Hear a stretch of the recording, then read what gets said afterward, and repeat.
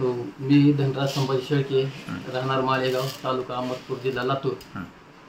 ते माझ्या डाव्या बाजूला किडनीमध्ये 6.9 ते 5.3 ml खडा आहे. पॅन किरापतचा पण आजार आहे. मी बनवसमध्ये जाऊन डॉक्टर साहेबांना पत्ता करून शिवपार्वती हॉस्पिटल बनवस येथे येऊन डॉक्टर साहेबांना भेटून मी आजाराचं सगळं सांगितलं. ते साहेबांना बघून मुतखड्यावर इलाज केले. मुतखडा 15 दिवसात कमी होऊन गेला, माझा क्लिअर होऊन गेला. आणि तुमचं अमायलेज लेवल पण वाढलं, लेवल पण वाढलेलं होतं, ते पण कमी झालं. मी आपला रिपोर्ट दाखवतो.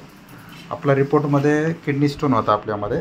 त्याच्यामध्ये लेफ्ट व्हेसिकोइरेटिक जंक्शनला 6.9/5.3 mm स्टोन होता आणि पॅनक्रेटायटिस पण होतं. त्याच्यामुळं तुमचं सिरम अमायलेज जवळपास एवढं वाढलं होतं, 539 झालं होतं आणि त्रास खूप होता. तर तुम्ही होमिओपॅथिक इलाज बनवसला स्वामी डॉक्टरकडे घेतला आणि एका 15 दिवसातच तुम्हाला हा रिपोर्ट आला.